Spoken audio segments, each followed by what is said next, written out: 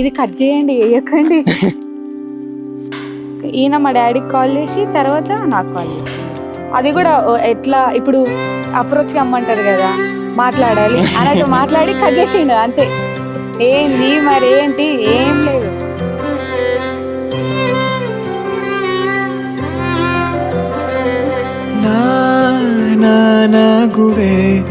అన్న కూతురు చెల్లి కొడుకు.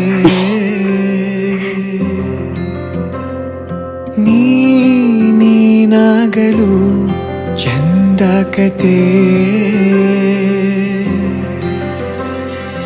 ಒಂದೇ ಬಾರಿ ನಾ ಸೋತ ನಿನಗೆ ನೂರು ಗೆಲುವ ತಂದೆ ನನಗೆ. ನಡೆಯಲು ನಾನೀಗ ನೀನೇನೆ ದಾರಿ ದೀಪ, ಬದುಕಲು ಬೇಕಿಲ್ಲ ಬೇರೆ ನೆಪ. ಏನಿದೆ ನನ್ನಲ್ಲಿ ನಿನ್ನ ವಿನಃ, ನೀ ಬೇಕು నేనే అడిగిన నీకు నేను ఓకేనా అని. ఈయన సైలెంట్. నేను నీకు ఓకేనా, అవును నాకు నచ్చినవా, ఓకే ನಿನಗೆ ನೀ ನನಗೆ ಬೇಡ ಬೇರೆ ಏನು, ನಿನಗೆ ನೀ ನನಗೆ. కాల్ చేసి ఇన్ఫార్మ్ చేసుకుంటూ వస్తున్నా, నాకు ఫ్లైట్ డిలే అదంతా.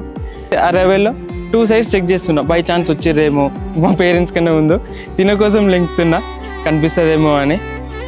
తినను చూడగానే నాకు హ్యాపీ అనిపించింది. Finally after 10 long months కలిసినాం.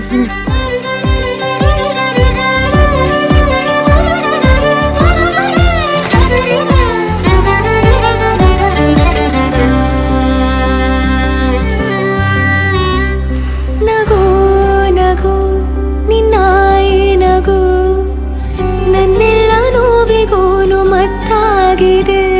ದಿನ ದಿನ ನಿನ್ನ ನೋಡುತ್ತಾ ನನ್ನೆಲ್ಲಾಗು ಹೋಗು ಮುತ್ತಾಗಿದೆ. ಮಾತು ಮೌನವನ್ನು ಮೀರಿ ನಿನ್ನ ಜೀವ ಆಡೋ ಭಾಷೆ ಇನ್ನೂ ಚೆನ್ನ. ಕನಸಿಗೆ ನಿನ್ನಿಂದ ಬಂತೀಗ ಒಂದು ರೂಪ. తినలో నాకు బాగా నచ్చే విషయం ఏంటంటే కోపపడుతుంది. కోపపడి కోపపడి అట్లనే కంటిన్యూ చేస్తా అంటే కాదు, సారీ చెప్పించుకొని తర్వాత ఒక 1 hour 2 hours తర్వాత కూల్ అయిన తర్వాత అప్పుడు ఓకే మళ్ళీ రిటర్న్ తనే సారీ చెప్తారు నాకు, నేను కోపపడినా సారీ అని.